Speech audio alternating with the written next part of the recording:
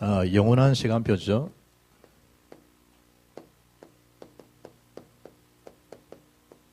렘넌트들, 우리 중직자들이 평생을 기억하고 살아야 될 메시지죠.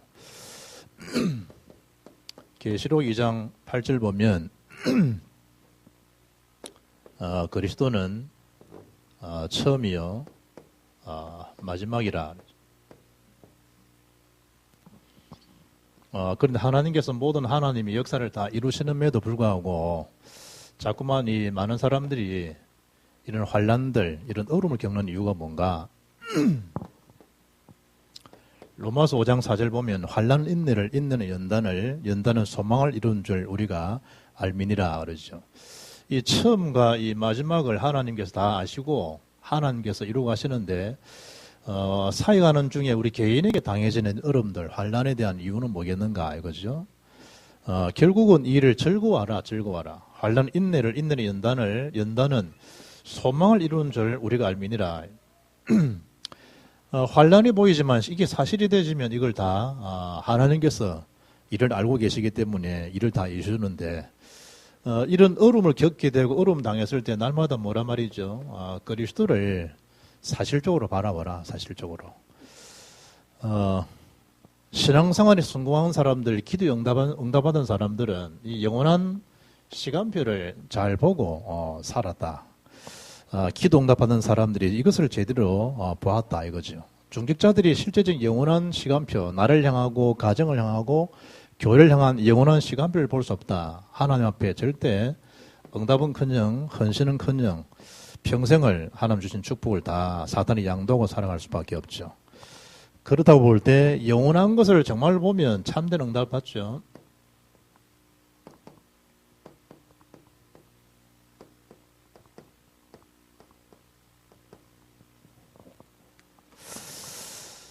창세기 9장 16절 보면 아브라함이 영원한 언약을 기억했죠. 영원한 언약을. 노아가 방주에 들어갔다가 나왔다. 이게 지금 문제가 아니고 무적에 대한 그 언약, 하나님께서 영원히 이루시는 그 언약을 노아가 보았다 이 말이죠. 창세기 17장 7절 보면 아브라함이 본 게 뭐냐? 창세기 7장 17절. 나와 너와 네 후손에게 주어진 그 언약을, 영원한 언약을 아브라함이 붙잡은 거죠. 분명히 너와 네 후손과 세운 그 언약은 영원하다는 것이죠. 그걸 아브라함이 본 것이고, 창세기 48장 8절 말씀 보면, 4절 말씀 보면 야곱의 마지막 유언이죠. 야곱이 요셉에게 한 말입니다. 요셉에게. 생육하고 너는 번성하게 될 것이다. 내게서 많은 백성이 나게 되고 이 땅은 너희 후손에게 영원한 소유가 될 것이다. 창세기 37장 11절에 요셉에 대한 말을 야곱이 기억했다라는 사실처럼 야곱이 그 요셉에게 마지막 그 유언을 남기는데 이 축복은 네 후손에서도 계속해서 이것이 소유가 될 것이다. 그 언약을 야곱이 붙잡은 언약을 요셉에게 전달한 거죠. 출애굽기 3장 15절 마찬가지죠. 모세에게 말씀하신 이 말씀을 백성에게 가서 말하라 하는 거예요. 말하라. 그러면 내가 가서 뭐라 말씀하겠으며 그러면 하나님은 뭐라고 내가 설명하겠습니까? 그 앞에 14절이죠. 나는 스스로 있는 자다. 영원한 표가 될 것이다. 하나님께서. 여호수아 4장 24절도 마찬가지죠. 24절에 보면 하나님을 영원히 경외하도록 하기 위해서 이 요단을 걷는 거 아니냐. 여호수아가 요단을 건너고 난 다음에 하신 말씀이죠. 역대상 28장 8절도 마찬가지죠. 다윗의 마지막 유언이죠. 그 아들 솔로몬이 한 메시지입니다. 영원히 너는 언약, 이 복음 운동을 영원히 하라고 하는 거예요. 여러분이 그 자녀들에게 주어질 그 언약이 뭐겠어요? 영원한 것이 무엇인가? 그걸 알게 해야 되겠죠. 이사야 26장 4절 말씀 봐도 하나님께서 왜 이사야에게 이런 최고의 메시지를 주었겠는가? 하나님께서는 지금도 이 언약을 굳게 붙잡은 자들에게 영원한 언약을 심지를 견고하게 요를 의뢰하게 되면 하나님 앞에 영원한 반석이신 하나님 의뢰하게 되면 쓰임 받을 수밖에 없고 이 운동을 지속할 수밖에 없다. 심지가 견고한 자, 여호와를 의뢰한 자를 찾고 계시죠. 방법 이전에 제대로 하나님의 그 언약을 받고 이런 반석처럼 보이지만 실제로 여호와를 의뢰하라, 영원하신 그분을 의뢰하라 이 말씀이죠. 다니엘 7장 14절 다니엘이 가지고 있는 그 힘이 바로 영원한 힘, 영원한 권세였다. 고린도서 4장 17절 보면 우리가 받는 이런 이 환난은 경한 것이다는 거죠. 참시라고 하는 거죠. 그 환난 때문에 무너질 게 아니고 우리가 영원한 거 그걸 쳐다보셔야 되고 히브리서 10장 13장 8절 보면 그리스도는 어제나 오늘이나 영원토록 동일하시다 그러죠. 영원하신 것이 뭔가 이것을 보게 되면 우리 신앙에 대한 관계도 마찬가지죠. 영원한 관계에 대한 축복을 우리가 누릴 수 있죠. 영원한 관계가 보인다 이 말은 하나님께 주어진 영원한 축복을 우리가 제대로 받을 수 있다 이 말이죠. 왜냐하면 지금도 이 성삼위 하나님 그리고 저와 여러분에 대한 이 나의 영혼 그리고 이 지금도 우리를 보호하는 천사 영적 존재 이 사실은 그야말로 영원한 존재죠. 존재, 영혼에 대한 존재, 성삼위 하나님에 대한 천사, 영원한 존재, 구원받은 백성에 대한 존재죠. 데살로니가서 2장 19절 보면 바울은 구원받은 백성들을 바라보고 너희들은 나의 생명의 멸류관, 영원한 것을 이 다윗은 바울은 바라본 거죠. 그리고 이 고린도서 12장 보면 은사장처럼 보이지만 고린도서 12장에 12절 32절 보시면 저와 여러분이 하나님과에 대한 우리 관계가 영원한 관계임을 말씀해주고 있는데 한 몸에 대한 거죠. 한 몸에 대한 거. 그리스도와 저와 여러분 그리스도 안에서 한 몸이라면 한 몸. 그것도 한 성령 안에서 부르심을 받은 자다. 한 성령 그러죠. 관계에 대한 부분들이죠. 그리고 여기서 표현하기를 손과 발이 따로 놀면 곤란하죠. 한 몸들끼리. 그리고 이 16절 21절 보면 어느 한 부분만 우리가 약해도 이게 전체 다 연결되어 있죠. 손끝이 아프다 온몸이 다 아프죠. 그렇다고 볼 때 약한 부분 그 자체도 다 중요한 부분이다 말이죠. 지체에 대한 부분들이니까.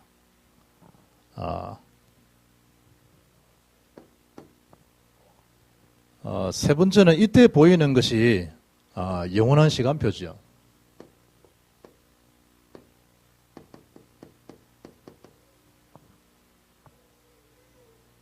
오늘 본문 보니까 바울이 감옥소에 있으면서도 불구하고 로마 16장 25절 보면 이것이 영세전에 감춰졌다 그러죠. 이를테면 영원하다는 거죠. 영원하다. 영세전에 감추었다가 이제 나타나신 바 되었다. 모든 그 사역자들에 대한 기쁨들, 사역을 지속할 수 있는 그 비밀들이 이 비밀이죠. 이 영원한 시간표 보이면 시대를 보는 이 눈도 열려지게 되어 있죠. 그리고 시대를 바꿀 수 있는데 그 시대가 바로 오늘이라고 하는 사실이죠. 바울이 감옥에 있지만 지금 내가 감옥이지만 그 감옥만 쳐다보면 사역할 수를 사역을 지속 못했겠죠. 이곳에 있지만 이 사역은 영세전에 나를 부르신 것이고 이 사역은 하나님이 영원한 것이다. 이걸 바울은 알았다 이 말이죠. 두 번째가 이 솔로몬에 대한 이 고백이죠.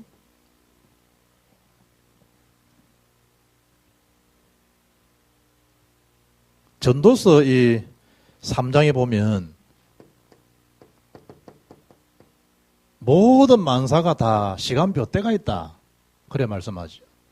그리고 전도서 12장에 가게 되면 1절부터 9절에 보면 청년의 때에 공고한 날에 이르기 전에 너는 창조자를 기억하라는 거예요. 만사가 다 이 때가 다 있는 거지. 할 수 있는 때가 있으면 하지 못할 때가 다 오고 그러죠. 다 이 필 때가 있으면 질 때 되는 거잖아요. 그것처럼 이 땅에 솔로몬이 참된 것이 있겠냐? 이 땅에 참된 것이 없다. 여호와를 경외하는 것 참된 것은 하나님을 경외하는 영원한 시간표지. 이 땅에 모든 부귀영화를 꽃 한 송이에 비교할 수 있겠는가? 하나님만이 영원한 시간표다. 그걸 이제 전도서에 밝혀주고 있죠. 그리고 중요한 게 이 날에 대한 말씀이죠. 출애굽기 12장 14절 보면 유월절 그러죠. 그때는 깊이 음식을 먹어라. 그리고 너희들이 엑소도스 하게 될 것이다. 이 날에 대한 이 절기 유월절은 영원한 규례로 너희들이 언약을 굳게 붙잡아라.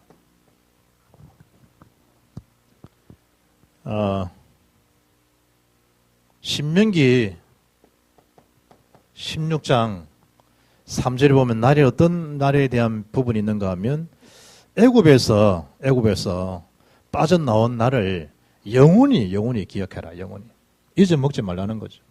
날에 대한 부분들. 우리는 금방금방 역사를 보고 잊어먹지 않습니까? 잊어먹지 말라는 거예요. 에스더 9장 17절 보면 이 날이 영원히 기억될 것이다. 영원히. 우리가 했던 사역들이 우리는 그냥 하고 지나가는 것처럼 보이지만 하나님 편에서 보실 때는 영원히 기억될 것이다. 영원히. 아달월 13일에 그 일을 행하였고 14일에 쉬며 그 날에 잔치를 베풀어 즐겼고 그러죠. 그 날, 영원히 기억될 그 날이란 말이죠. 사도행전 2장 1절처럼 오순절 날이 이미 이름에 그러죠. 약속한 그 날이 영원한 그 약속이 이루어지는 날, 오순절 날이 이미 이름에. 그래서 하나 주님께서 감람산에 대한 부분들도 이루어지는 그 약속을 선포했던 그 시간에 선포된 말씀을 제 아들이 알아듣지 못하죠. 결국 이제 성령을 체험하고 난 이후에 그걸 깨닫게 된 거죠. 디모데후서 4장 8절 보면 바울이 마지막 남긴 그 메시지죠. 사역을 다 하고 난 이후에 그날에 나에게 영원한 면류관을 주게 될 것이다. 지금 나는 선한 싸움 달리기를 마치고 죽는 것처럼 보이지만 나에게 그날에 마지막 주님 나를 부르시는 그날에는 영원한 면류관을 내가 받게 될 것이다. 그러면 참된 그 응답이 어떤 게 참된 응답이냐? 결론적으로 뭐가 응답이냐? 응답이 뭐겠는가? 그걸 알아야 되겠죠. 그 응답이 바로 오늘이죠. 오늘 지금이라고 하는 것. 스피노자가 그런 말을 하죠. 지금 이 순간을 영혼의 눈에서 한번 바라보라. 영혼의 눈에서. 사역하는 지금 저와 여러분이 시간표 보는 것도 영원한 것을 볼 수 있는 그 시간표를 보라. 영원한 것. 하고 있는 일이죠. 이것을 하나님 영원한 시간표를 이룰 수 있는 그 일이라고 보라. 이 말이에요. 안 그러면 그 일에 자꾸만 지친다니까요. 가장 귀중한 일이구나. 이 부분을 알면 하나님 주시는 말씀 이런 부분을 예사로 받을 리가 없지. 어떤 게 응답이냐 그럴 때 교회 앞에 드리는 헌금도 마찬가지. 이게 단순한 이 헌금이 아니구나. 이게 영원한 하나님의 축복 속에 주어지는 이런 일이구나. 이게 안 되면 자꾸 계산하기 바쁘죠. 그리고 이런 것을 다 두고 뭐하라 말이죠?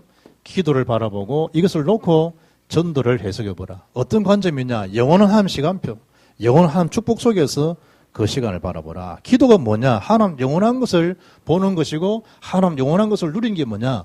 그게 기도다. 뭐에 대한 영원한 거냐? 복음의, 전도의, 세계복음 앞에 영원한 것이다. 전도는 영원한 축복을 뭐죠? 지금 우리가 누리는 시간입니다. 하나님이 정말 나와 함께 한다는 그 비밀, 그 사실을 말하고 누리는 게 뭐냐? 그게 전도다, 전도. 단순한 만남도 만남이 아니죠? 하나님께서 영원한 이 일을 두고 나를 만나게 하시고 이 일을 이루셨다. 그럴 때 이 하나님 운동을 뭐 할 수 있단 말이죠? 지속할 수 있다.